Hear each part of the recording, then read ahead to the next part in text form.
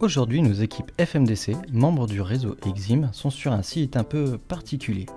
Il s'agit d'une patinoire figée dans le temps depuis 10 ans. Leur mission, réaliser un repérage amiante avant démolition.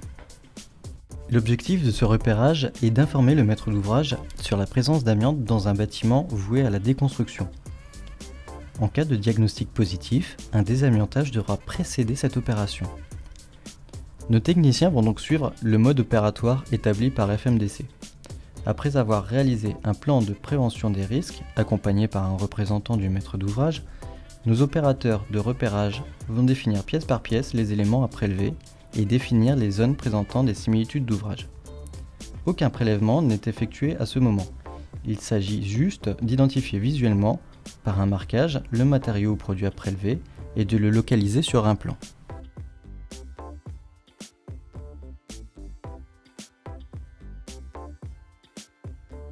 La technicienne, disposant d'une formation sous section 4 et d'une certification amiante avec mention, va s'équiper de ces EPI selon nos modes opératoires. À cet effet, elle aura besoin, entre autres, d'une combinaison jetable de type 5, de surbottes jetables, de gants et de son appareil de protection respiratoire personnel. Arrêtons-nous un instant, faisons un zoom.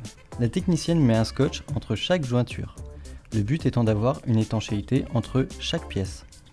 En effet, les fibres d'amiante sont de taille microscopique. Il faut pour pouvoir les observer utiliser un microscope électronique avec un grossissement x 10 000. Leur taille est la conséquence des problèmes qu'elles génèrent dans notre organisme. Aussi, la protection doit être maximale.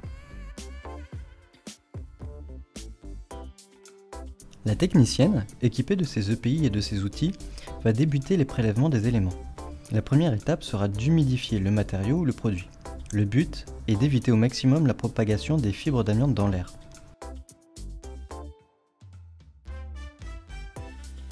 A l'aide d'outils manuels comme un marteau, un burin, un cutter, elle va découper un morceau du matériau ou produit.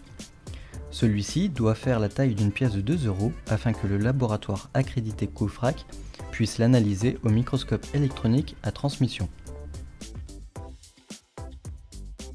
Une fois le matériau prélevé, la technicienne va l'incorporer dans un sachet qu'elle va décontaminer à l'aide de lingettes jetables, puis le double emballé.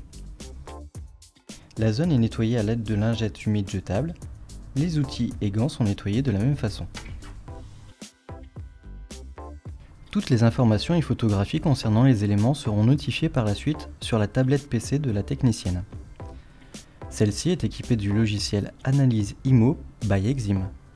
Ce logiciel dispose de passerelles avec nos partenaires d'analyse possédant une accréditation COFRAC. Il assure ainsi la traçabilité des échantillons. Les prélèvements effectués, notre technicienne va suivre le protocole de déséquipement et suivre la procédure pour la gestion des déchets. Elle va dans un premier temps pulvériser sur sa combinaison, ses surbottes, ses gants et son masque, de l'eau à l'aide de son pulvérisateur, puis retirer le scotch permettant étanchéité.